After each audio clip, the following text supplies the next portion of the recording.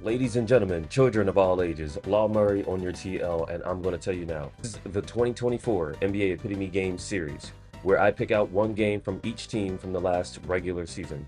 I am putting the spotlight on the biggest weakness of the 14 teams that missed the playoffs and the biggest strength of the 16 playoff teams from the regular season. This installment features the Memphis Grizzlies. For the first time in this series, we look at a team that made the playoffs in 2023 but fell short in 2024. The easy thing is to chalk up Memphis's 55-loss season on point guard Ja Morant's unavailability due to suspension and injury.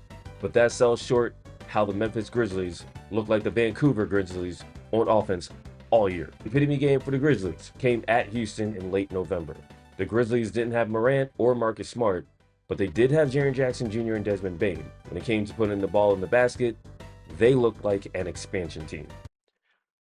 When you see this play here, you're going to be wondering, why is Bismack Biyombo being featured? Well, I'll tell you, Bismack Biyombo played more minutes than almost everybody in the Grizzlies in this first half. This was the only shot that he attempted, and he made it. But that's your center. That's the only shot that he attempted. There was a portion of the season early where Santi Aldama was playing the small forward position. And even in this setup here, he gets a pass from Zaire Williams, and it's a late clock situation.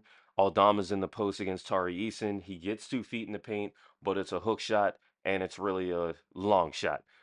No chance, and that's really not Santi Aldama's game. The third quarter is when the Grizzlies' offense really started to struggle. Not that it was great in the first half. Jaren Jackson Jr., he's going to have Alperen Şengün pretty much by himself, gets into the paint. Şengün blocks him. Tripp gets it back. He's still in the paint. He still can't convert. Jaren Jackson Jr. wound up missing 8 out of 9 shots in the third quarter, and that's when this game started to get away from Memphis. Once again, Jaren Jackson Jr., he's going to get an opportunity, basically one-on-one against Alperen Şengün, and he can't convert. Jackson missed 11 out of 13 shots after halftime, and then the second half, Memphis shot 26% from the field.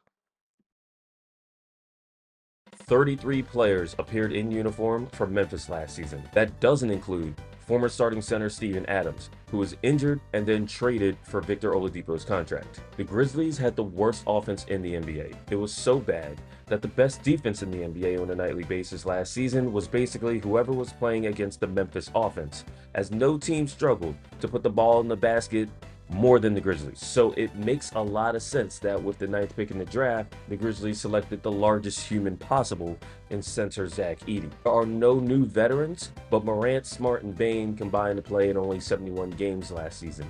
Bouncing back to the top of the conference is a long shot. There's enough talent to not be the worst scoring team again. Stay tuned for the next installment of the 2024 NBA Epitome Game Series featuring the Utah Jazz.